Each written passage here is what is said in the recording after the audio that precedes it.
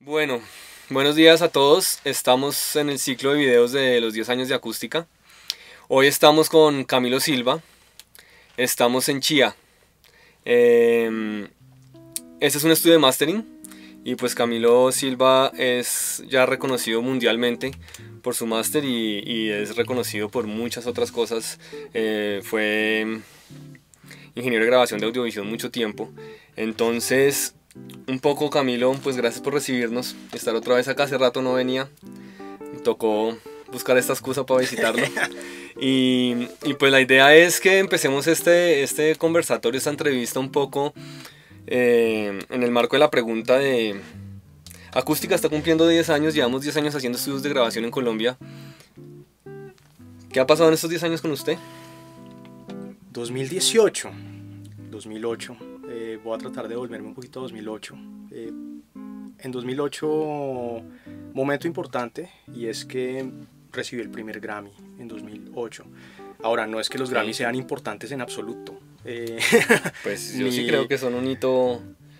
Es bonito porque, exacto, es bonito, sobre todo el primero. Sí. Digamos que ya los demás no se sienten igual, pero recibir el primero es muy bonito, es un momento muy, muy especial. Pero yo tengo que decir abiertamente que un Grammy no dice nada de uno como ingeniero, absolutamente nada. Y usted tiene 2. Correcto, pero no dice absolutamente nada, ni de mis habilidades como ingeniero, no dice absolutamente nada, ni de mis habilidades, ni de nadie. Es un reconocimiento y es un reconocimiento bonito, tal vez más para el artista que para uno. Primer Grammy en el 2008. Primer Grammy en el 2008. Qué bueno. ¿Qué sucedió? En 2007 mezclé un disco que ganó el premio y yo no lo sabía. Yo me vine a enterar después, yo me vine a enterar en diciembre de 2017, lo que había pasado. ¿Ah, sí? Así fue la cosa. Entonces yo, o sea, me enteré algo tarde, pero me enteré, tal cual. A mediados de 2018, perdón, estoy 10 años atrás, a mediados de 2008, a mediados de 2008 conocí a alguien, conocí a una persona muy importante en la industria, trabajamos juntos, me aclaró un poco las cosas y me dijo, usted se lo ganó, lo que tiene que hacer es reclamarlo.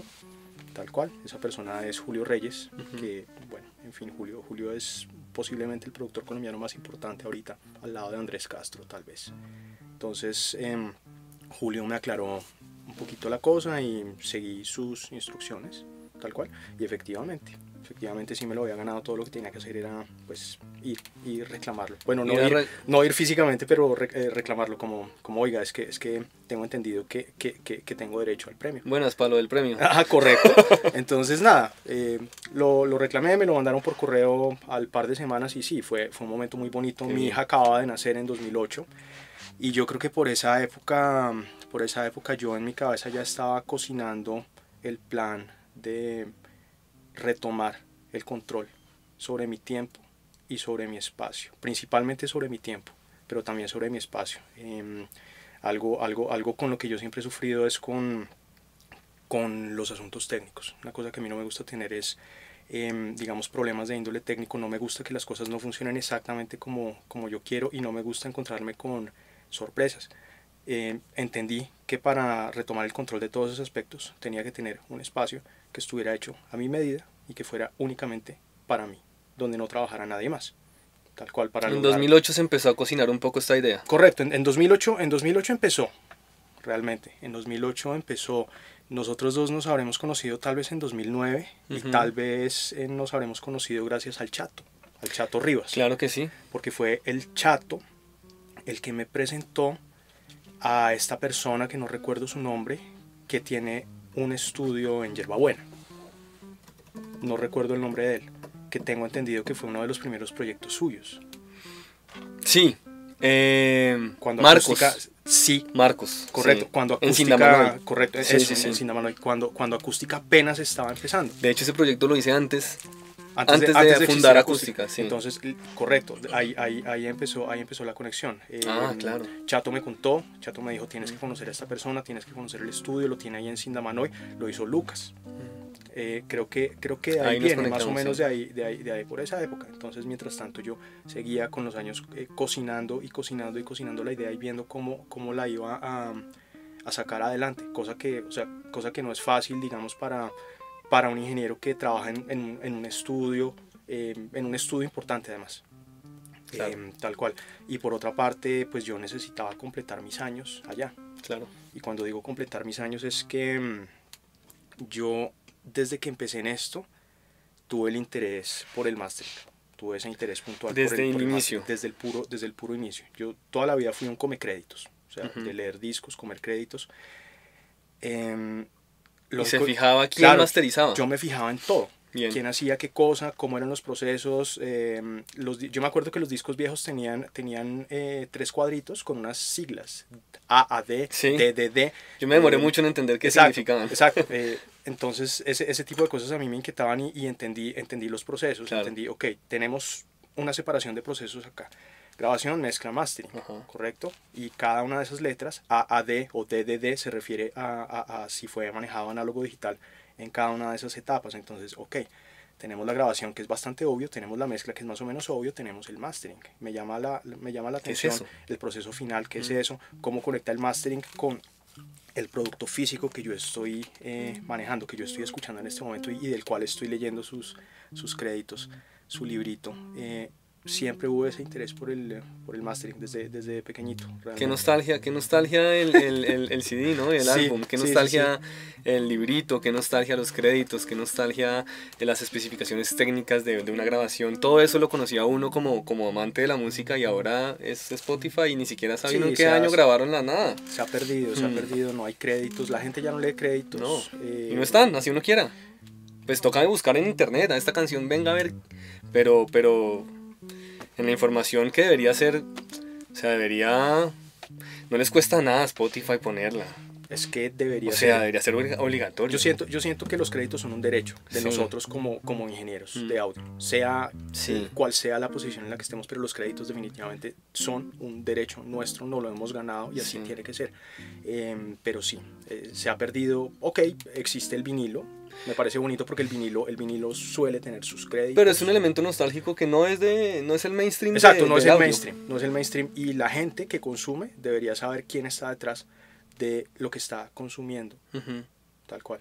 Como dije, creo que es nuestro derecho. Yo también, ese tema está muy interesante, que ahorita hay como una conciencia, uno ve a la gente en los supermercados leyendo las fichas técnicas de todos los alimentos que compran y preocupándose porque haya fair trade y porque sea vegano o porque tenga las alergias de los manís o lo que todo, sí, el fabricante está obligado a poner toda esa información porque es información importante y cada vez hay un poco más de conciencia del consumidor, pero en el audio, en la música no, en la música entre menos información haya, es que a veces ni siquiera el compositor de la canción aparece. Es correcto. Es... Ahora, hay una petición que debe llevar algunas decenas de miles de firmas hecha hacia Apple, justamente para que ellos se encarguen de incluir los créditos dentro del metadata de sus canciones y que de alguna manera eso sea visible al consumidor final, y debería ser así, es lo lógico. Interesante. Es lo lógico, pero bueno, de ahí viene más o menos créditos, comer créditos y entender lo que significan esos créditos y todo lo que está explicado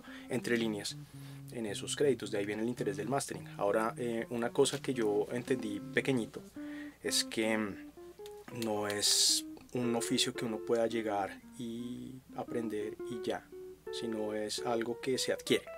Así lo veo yo. Sigo siendo joven, pero soy de vieja escuela. Entonces mi mentalidad siempre ha sido de formarme a la vieja escuela. De todos modos, en mi época no había dónde estudiar, así que pues la única forma fue saltar del colegio a la consola. Fue la única forma de lograrlo y afortunadamente aquí estamos. Camilo, el mastering.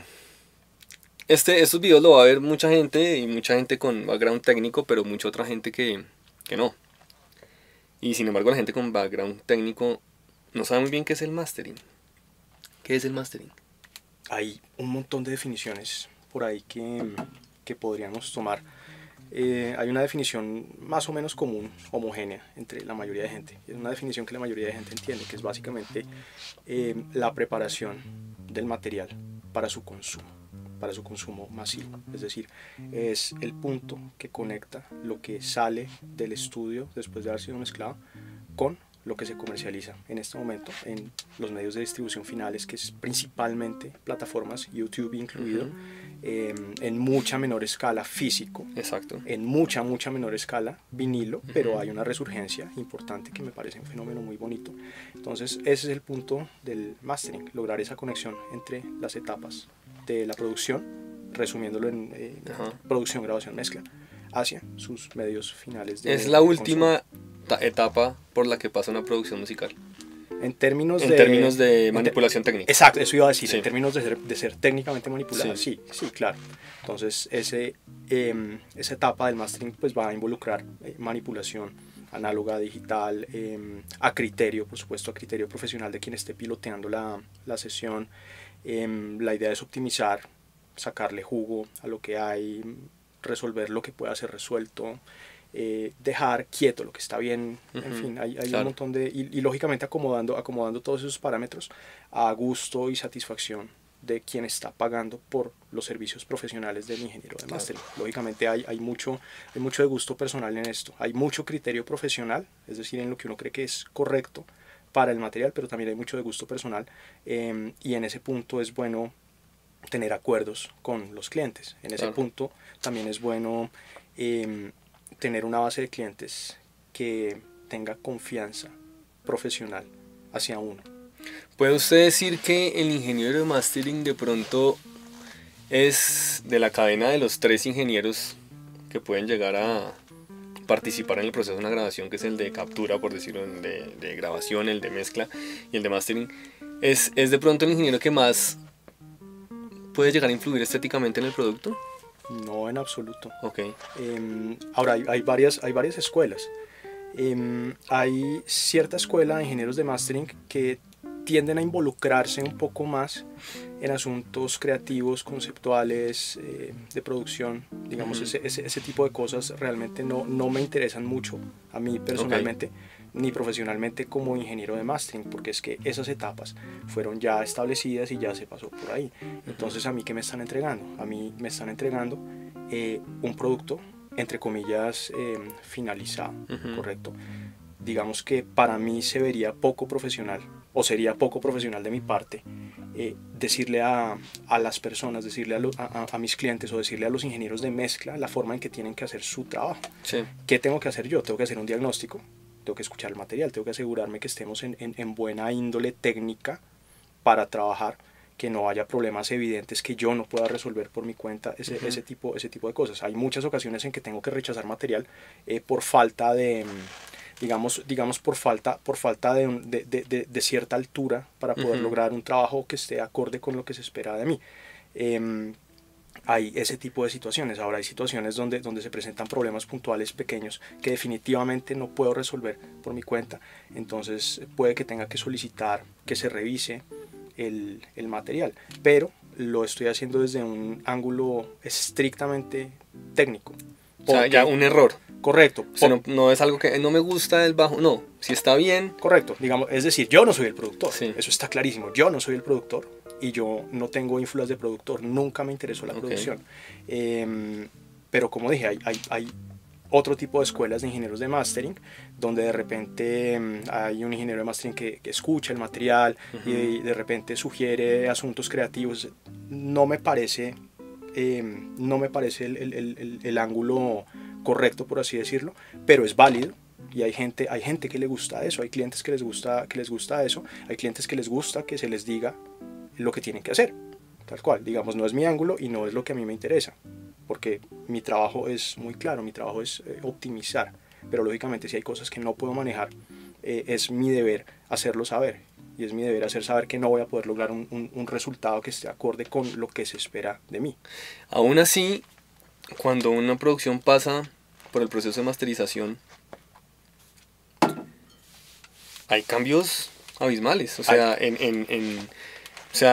después del proceso de masterización puede coger un montón de caminos esa producción, en colores, en timbres, en dinámicas, sí, es correcto, en un montón de cosas que yo no sé si haya una forma correcta de masterizar, sino hay escuelas, hay gustos. Ahí es cuando me sale la duda de qué tanto deja usted del corazón y de su gusto musical y de su gusto estético en la producción, no es solo un tema técnico.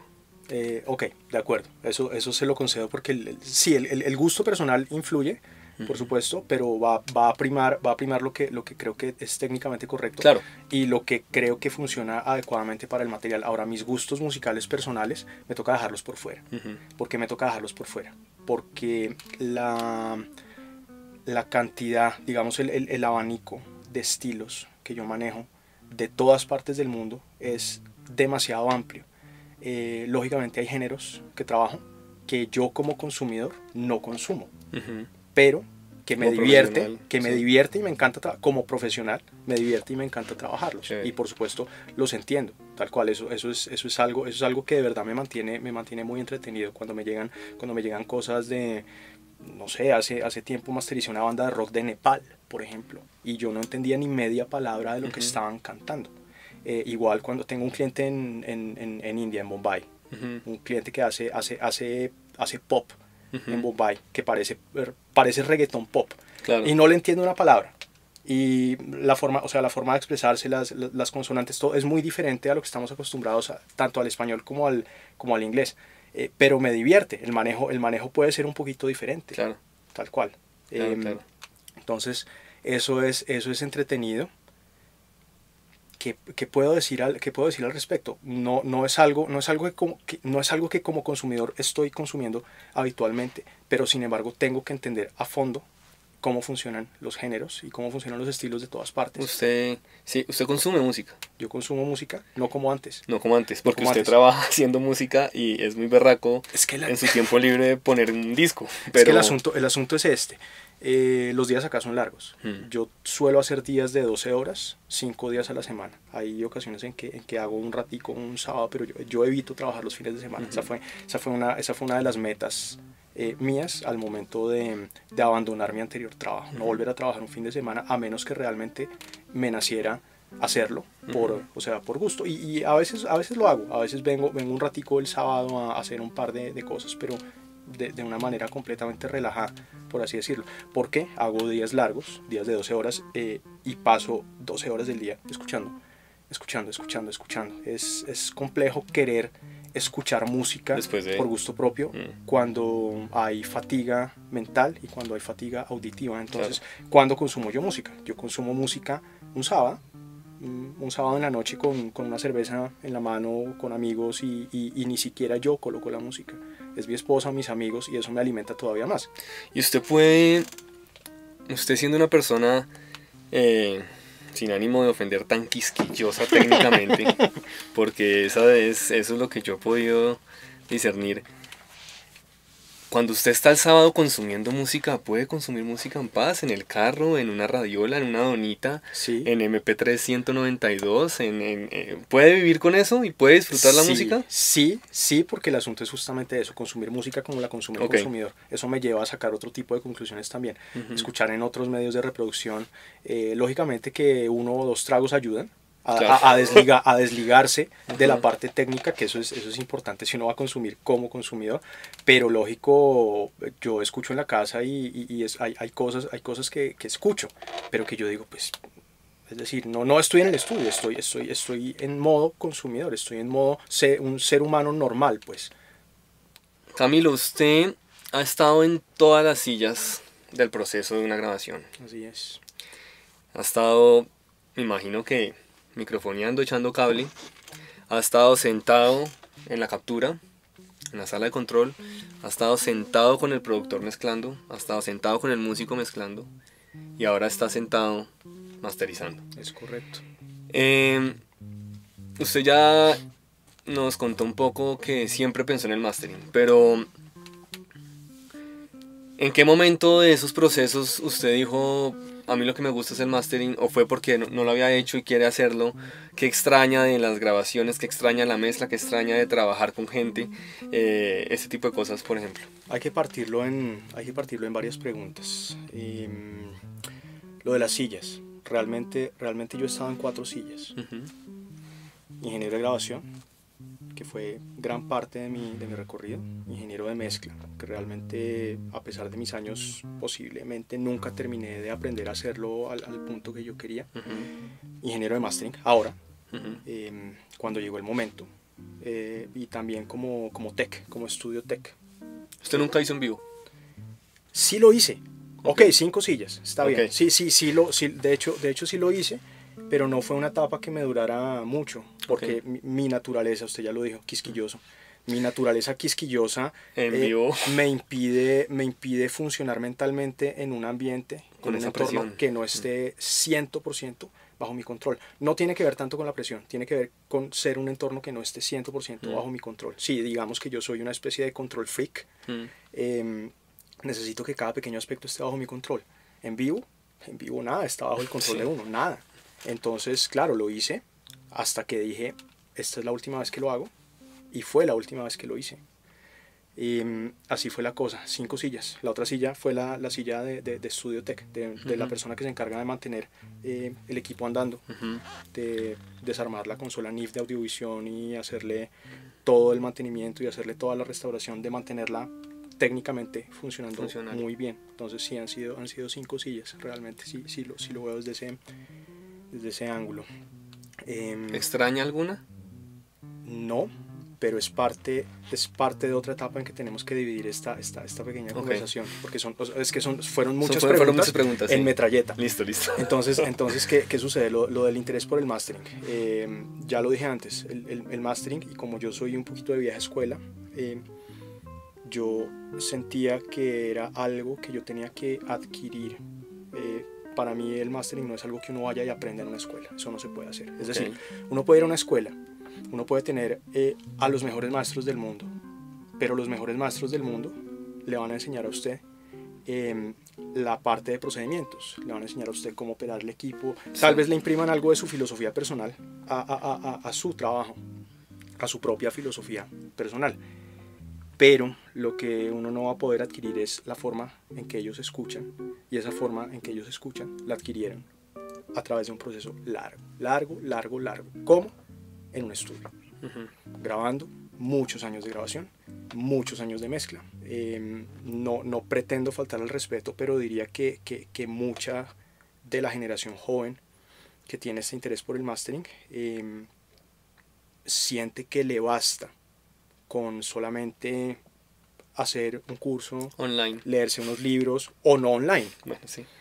un curso, Un curso. leerse unos libros y ya, que no es necesario pasar por el conducto regular, que es quemar una gran parte de su vida en un estudio de grabación, desarrollando las habilidades, entendiendo los géneros, resolviendo situaciones, haciendo 1000 sesiones. En eso siento que muchos de los jóvenes y varios de los no tan jóvenes fallan.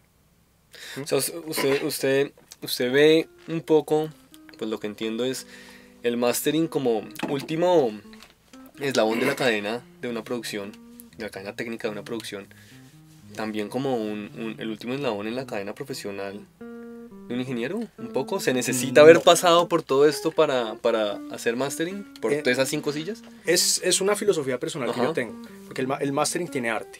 O sea, el Ujú. mastering tiene arte, tiene mucha ciencia, pero también para mí es una profesión que tiene una mística muy particular, y es una profesión que merece respeto, Ujú. en el sentido en que uno debe prepararse correctamente para llegar a ese punto. Y en ese sentido sí, me parece absolutamente indispensable Ok. haber hecho cientos de trabajos, cientos de discos, haber logrado que esos discos tengan relevancia en la industria, haber logrado que sean trabajos que sean reconocidos y que sean posicionados de manera que uno haya desarrollado adecuadamente su criterio. Pero ese no es un proceso rápido, es un proceso de muchos años. Claro. Haber Yo, escuchado masterizaciones de sus mezclas, por ejemplo. por ejemplo, Eso creo exacto, que... todos esos procesos. Yo pues empecé muy joven en esto, ujú. salté del colegio a la consola, pero digamos que mi primer trabajo a nivel profesional fue en 2002, que empecé en los estudios de Gali Galeano.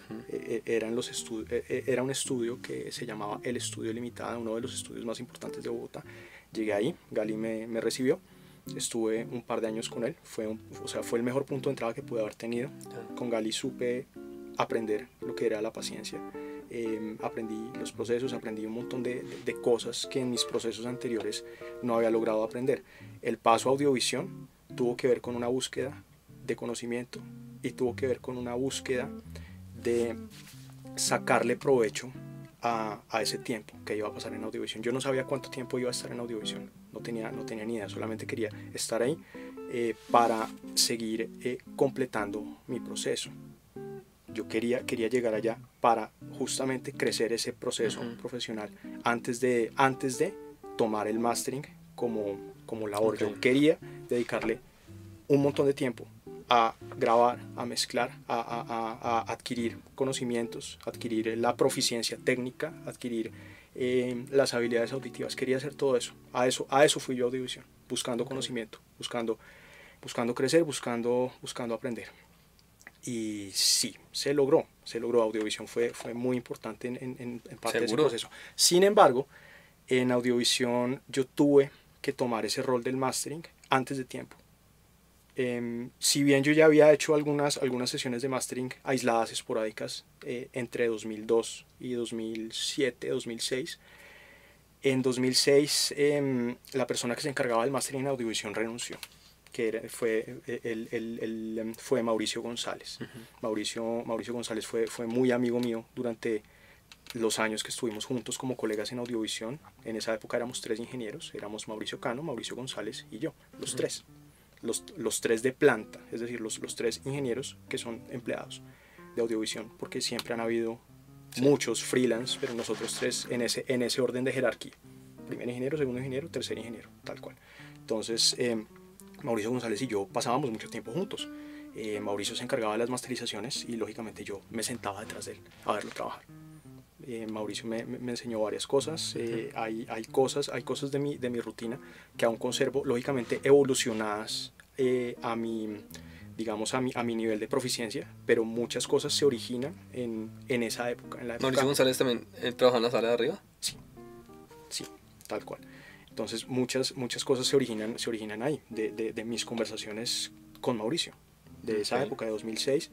2005, 2004, yo llegué a Audiovisión en 2004, tenía 24 años y estaba recién casado, imagínense, llegué relativamente joven allá. Entonces en 2006 Mauricio se fue y Roberto me dijo: usted debería hacerse cargo de esa parte, ¿no? Usted le interesa eso, usted debería, Roberto Siger, el gerente de Audiovisión, correcto. Entonces Roberto me dijo: usted le interesa esa parte, usted debería hacerse cargo de ella. Yo le dije: no es el momento para mí. Es decir, no es algo que quiera hacer aún. Yo necesito ser respetuoso con el oficio.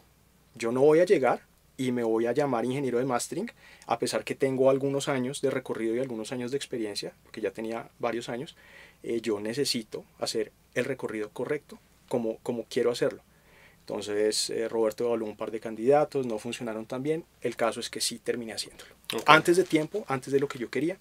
Y entre 2006 y 2007 empecé a trabajar mastering, si bien de una forma muy técnicamente limitada, pero empezamos por ahí. Entonces, claro, Audiovisión nunca tuvo una sala de mastering. Sin embargo, la sala de arriba tenía unas características que de hecho me gustaban y funcionaba bien, aún con sus limitaciones a nivel técnico, a nivel de equipo, pero los resultados eran bastante decentes y tomé el rol de mastering en Audiovisión a partir de 2006 y hasta que me fui. Sin embargo, lo tomé sabiendo que no era mi momento, lo tomé antes de tiempo. Yo hubiera querido que no hubiera sido así, hubiera querido esperar un poco más de tiempo, pero pues tampoco me voy a quejar porque al fin y al cabo los errores cometidos y todo lo que pasó, los resultados buenos y no tan buenos, todo me alimentó. Claro, pues empezó a tener experiencias. Es correcto. Y durante toda esa época, 2007 a 2013, que fue el último año que yo estuve en Audiovisión, seguía encargado tanto del mantenimiento del equipo como de grabación, como de mezcla. Entonces estaba llenando cuatro sillas. En esa época de 2006 a 2013 eran 4 sillas que yo llenaba simultáneamente. Me alimentó un montón. Claro, una de las preguntas era: ¿usted extraña algo de eso? La verdad, en absoluto. De hecho yo al final de mis años en Audiovisión empecé a volverme alérgico a la grabación, al acto de la grabación. Camilo, en 2013 no nos conocemos usted y yo, ya nos habíamos conocido, pero arranca este proyecto. De hecho habíamos hablado como un año antes, siempre estuvimos hablando de esa idea, pero en 2013 empezamos como el cuento de verdad. Bueno, de hecho, si mis números también fue un poquito antes. Nosotros dos compartimos estudio en 2011 para Todos en Navidad. Yo como ingeniero, usted como músico. Sí. Yo ya sabía de lo que usted estaba haciendo, yo ya sabía los proyectos en los que usted andaba metido, y ahí creo que nos juntamos y tal vez ahí lo discutimos por primera vez. Lógico, el hecho de que usted fuera músico es algo que da una confianza adicional desde el ángulo de un proyecto de diseño acústico, porque eso quiere decir que usted es una persona que lo ve desde ese ángulo, desde el otro lado del vidrio, que me parece muy importante también, no solo como diseñador de la parte técnica de un estudio, sino como músico y alguien que entiende las necesidades del que está sentado ahí grabando. Entonces eso me pareció súper chévere. Probablemente durante esa grabación lo discutimos por primera vez y lo hablamos.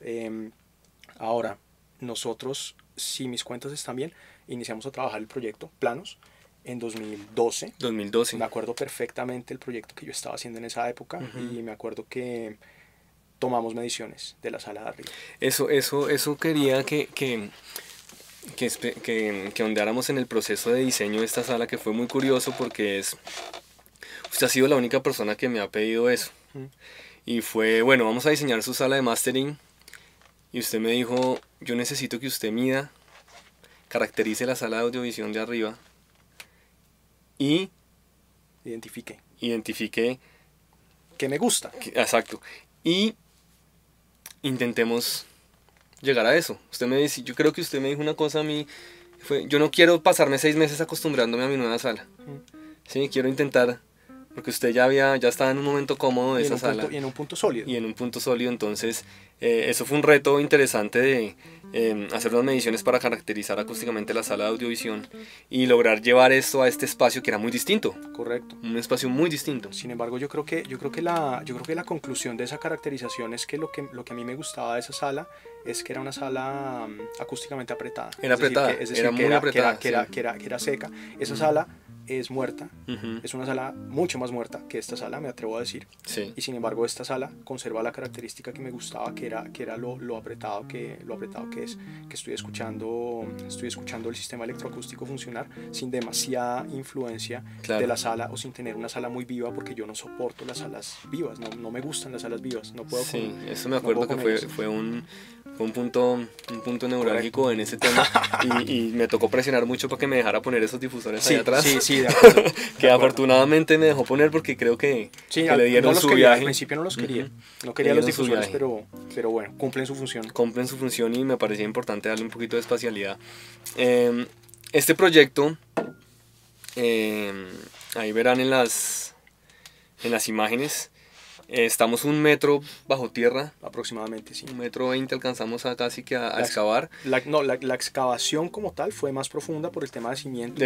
Tal vez llegamos a 1,50 m y tal vez a un par de metros para zapatas y ese tipo de cosas.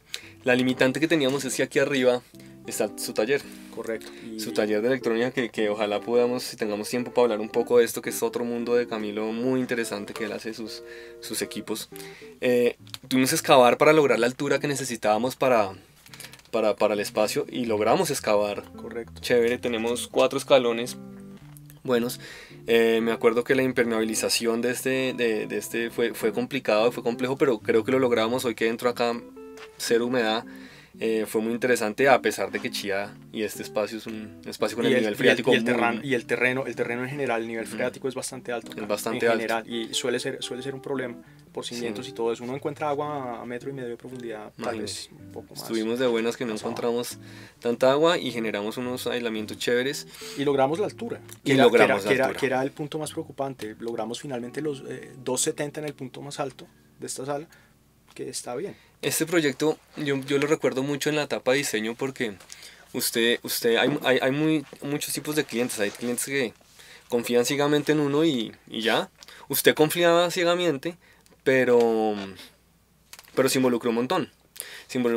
Y eso fue muy interesante, muy retador, porque usted la parte de ventilación fue diseño suyo. Sí, Un prácticamente. poco, pues Que nosotros es sí inusual, ¿no? Sí, es muy inusual. Es muy inusual. Y usted importó una turbina a baja velocidad y aquí sentimos una recirculación de oxígeno con cero ruido y cero problemas de ignición. Y fue un diseño suyo interesante. Me acuerdo que la Tierra también fue un rollo de 5 puntas, no sé qué. Fue interesante. Tengo que explicar eso, porque el rollo de la ventilación es que para mí lo más importante es el silencio.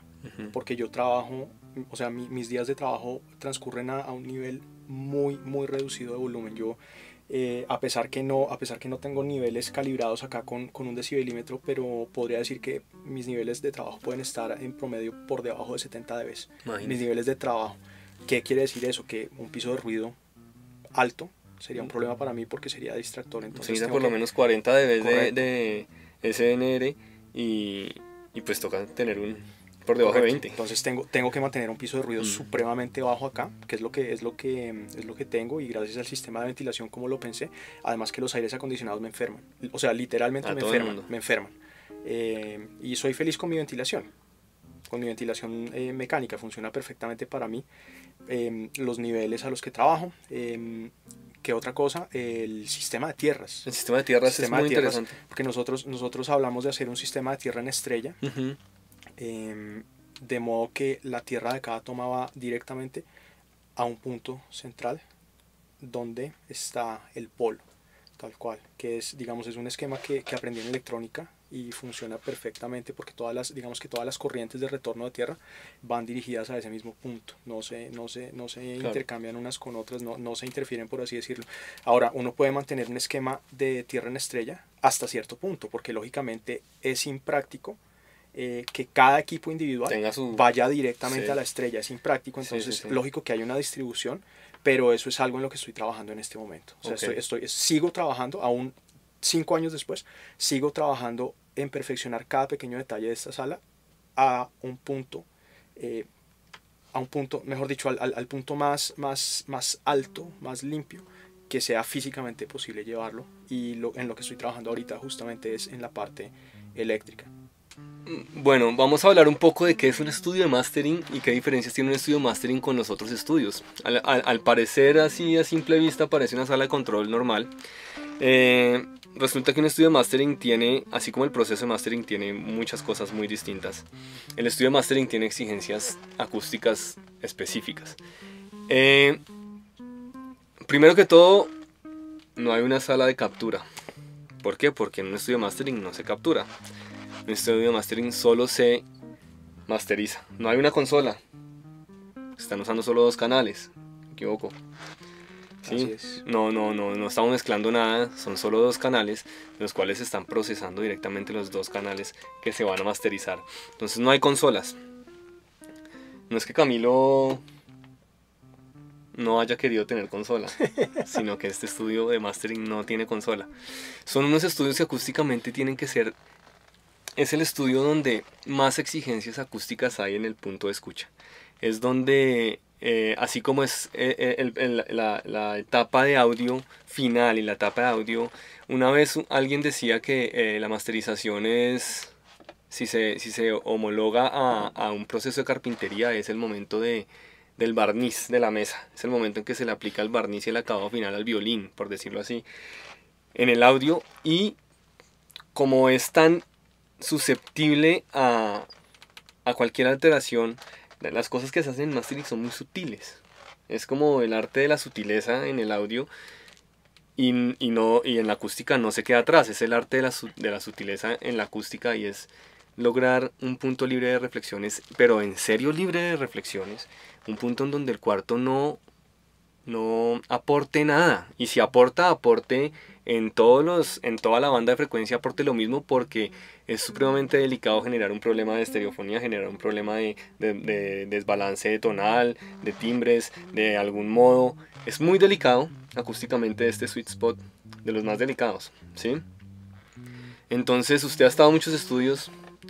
¿Cómo siente su sala desde el principio que la hicimos, desde que la diseñamos? Acústicamente, ¿usted es consciente de lo que está pasando acá, de lo que no quiere que pasara acá y de lo que no pasó acá? ¿Sí? ¿Cómo ha sido su experiencia acústica con la sala? Pues hombre, el asunto es que nosotros pensamos la sala habiendo caracterizado las cosas que me gustaban de mi anterior sala. En ese sentido puedo decir que lo logramos y la transición a la sala nueva digamos que fue indolora. Ok, Aunque también tengo que decir que es la combinación del sistema de monitoreo junto con la sala. claro. O sea, todo estuvo bien pensado, todo estuvo bien escogido. Yo tengo que decir que la sala perfecta no existe realmente. Eso no existe porque son las leyes de la física peleando contra nosotros. ¿Qué pasa con las leyes de la física? Nosotros tenemos que alinearnos con ellas, más que tratar de pelearlas. Ujú. Lógicamente tenemos limitaciones de espacio, o sea, pueden haber mil limitaciones diferentes a la hora de construir un espacio. Creo que dentro de las limitaciones que se nos presentaron logramos un resultado excelente, un resultado que me satisface. Esa es una consideración muy importante a la hora pues, de tener una sala de mastering, porque realmente esta es una sala donde nadie más va a trabajar, solo yo. Y es lo que suele suceder en las salas de mastering. Esas salas están diseñadas para una persona. Digamos que eso las distancia un montón de un cuarto de control, de un estudio de grabación o inclusive de una sala donde solo se haga mezcla. Puede que haya más personas que tengan que trabajar en esa sala. Esta sala tiene que funcionar para mí y nadie más que Nadie para más. mí, y tiene que llenar mis criterios y mis gustos personales. Puede que otro ingeniero de mastering se siente acá y no lo soporte, Ujú. o puede que le encante, no lo sé, no tengo forma de saberlo. Varios se han sentado y les ha encantado, pero puede que otros no se sientan del todo cómodos con mis elecciones particulares, tal cual. Pero sí, básicamente es un sistema, es un instrumento que está afinado para que yo lo ejecute, únicamente para que yo lo ejecute. Así lo vemos. Las decisiones que tomamos fueron buenas. La sala me sigue sirviendo bien y le sigue sirviendo muy bien a mis clientes. Cada día consistente, sólido. 450 o 460 proyectos anuales que pasan por acá. Y hay satisfacción, hay buena respuesta. El factor de efectividad, que para mí es algo muy importante, factor de efectividad en mastering, se mantiene en unos porcentajes muy altos, cerca al 90%. Ok. ¿A qué me refiero yo con el factor de efectividad? El factor de efectividad quiere decir que yo recibo un tema, yo masterizo el tema y yo devuelvo el tema. El factor de efectividad es que ese tema fue aprobado en el primer En el intento, primer intento. sin comentarios, sin revisiones, sin absolutamente nada. Ese es 90%. Esa para mí es una medida Buenísimo. muy importante, el factor de efectividad. Lógico que uno tiene que estar abierto a revisiones, Claro. siempre tiene que estar uno abierto a revisiones, porque puede haber temas de gusto, puede haber temas de, ok, nos encanta, pero me gustaría que le aflojes un poquito, o me gustaría que le subas un poquito, lo que sea. Uno tiene que estar abierto a todo eso, pero afortunadamente el factor de efectividad acá es supremamente alto, lo que se traduce en productividad. Entonces, Claro. el nivel de productividad de esta sala es enorme. Pues 450 proyectos anuales es De los una locura. cuales, exacto, de los cuales aproximadamente 50 Es una y, locura. 50 y pico de ellos son álbumes, o sea, álbumes completos Sí. de 10, 12, 14 temas, que es en una época donde la gente cree que el álbum está muerto, es una cantidad considerable de trabajo. Ok, Camilo, esta es la parte de la cuña. Confió en acústica hace 5 años, volvería a confiar en acústica. ¿Cómo nos fue? Además del resultado acústico final, ¿cómo fue trabajar con nosotros en todos los aspectos? Indoloro, totalmente indoloro. Hay una cosa que a mí me cuesta mucho confiar en la mano de obra. Ujú. Porque en general es difícil encontrar mano de obra que sea 100% confiable. Tal cual, eso lo encontré con ustedes. Es decir, la forma en que ejecutaron el proyecto, la forma en que manejaron todo, en que resolvieron los problemas que se iban presentando, fue totalmente indoloro. Es decir, yo no recuerdo haber tenido un solo dolor de cabeza, por así decirlo. Que hubo preocupaciones o hubo Imprevistos y detalles, cosas, exacto, claro. detalles que hay que corregir, o nos toca agrandar un poquito la ventana, o nos toca templar más uno de los paños, o cosas de ese tipo. Son percances absolutamente insignificantes, pero digamos problemas grandes, ese tipo de cosas, que es lo que realmente a mí me cuesta de cuando tengo que disponer de mano de obra que no sea la mía propia. Realmente fue maravilloso en el sentido en que absolutamente indoloro y transparente el proceso. O sea, volvería a confiar 1000 veces en ustedes. Qué bueno. Entonces, pues nada, Camilo, muchas gracias. Espero volver a que nos veamos en todos los ambientes en que nos vemos. Y por ahí algo cocinándose, entonces ojalá en unos años hagamos otro video. En 10 años vamos a estar teniendo esta misma conversación, muy posiblemente, así que en 10 años miraremos atrás y veremos qué pasó con nosotros. Gracias.